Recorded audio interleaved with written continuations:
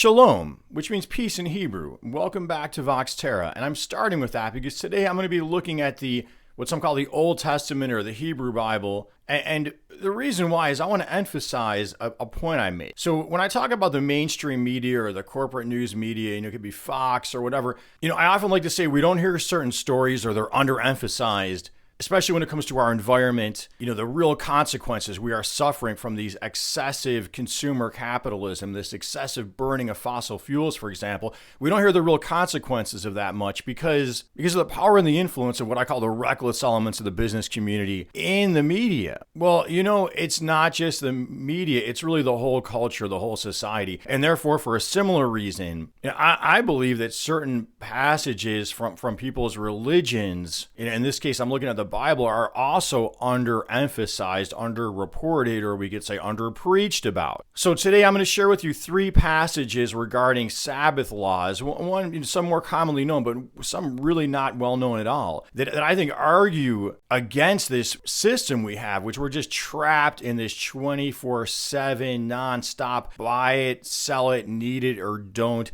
consumer capitalism that is pumping our biosphere full of carcinogens, greenhouse gases, toxic chemicals, and in the case of COVID-19, clearly facilitating the spread of a disease. And that given in that light, we could look at both this extreme weather ushered in by climate change and the COVID-19 pandemic as warnings from God. So we don't have to butt heads, if you will, over whether it's science or God or, you can fuse the two. So let me start with Exodus 29:10. 6 days ye shall labor, and no preacher like a southern preacher, and do all your work, but the 7th day is a Sabbath to the Lord, on which you must not do any work, neither you nor your son or daughter, servant or livestock, nor the foreigner within your gates. So yeah, we all kind of know, hey, if you're religious, if you're Christian or Jewish or, Muslim, you're supposed to be taking some kind of a Sabbath or a Shabbat once a week. But is that happening? Is society getting more 24/7, busier, open all the time? Or is it getting more, let's take a rest oriented? So let's reflect on those COVID-19 lockdowns where it's shut to necessary services and just ask yourself, would a real Sabbath look like things closed to necessary services? Now, notice also mentioned in there was livestock and the foreigner within your gates getting a rest. Well, how does that reflect upon modern factory farming and big agribusiness where animals are just, like pigs in particular, are just trapped in these cages their entire lives in some cases, pumped full of antibiotics, becoming breeding grounds for diseases. And these farms are staffed by often migrant laborers who are dealing with dangerous toxic chemicals all day long. Lesser known now is Exodus 35:3. Do not light a fire in any of your dwellings on the Sabbath day. Don't light a fire in any of your dwellings on the Sabbath day. Well, what would that look like if that was,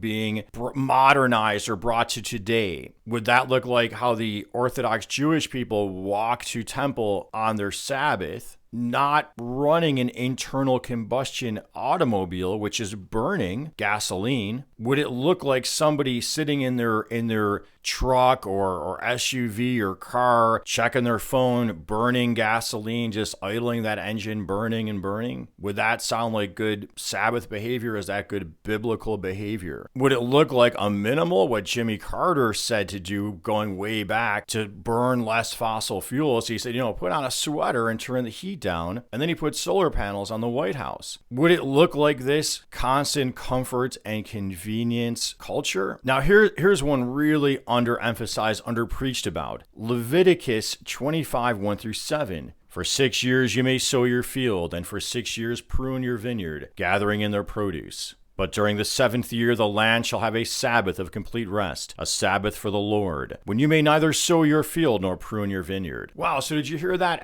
Once every 7 years the land itself is supposed to get a total rest. The aftergrowth of your harvest you shall not reap, nor shall you pick the grapes of your untrimmed vines, while the land has its Sabbath, and likewise for your livestock and for the wild animals on your land. So here we see also there's accommodations made in that passage in Leviticus for the livestock and the wild animal. Now let's get back to this as an idea about God's warning. Think about those COVID-19 lockdown. Well, what did you see happen? Objectively, not in terms of this economy we're all trapped in that we could change if we so chose, but objectively, cleaner air, brighter night skies because of the light pollution, everything wasn't open so late. Our bodies were getting our nervous systems were getting a break from all that auto traffic and that jarring airplane traffic. Our lungs were getting a break from carcinogenic particulate matters contained in the auto and diesel exhausts. There was a dip in the greenhouse gases. And what really is just obvious that by pausing that nonstop consumerism and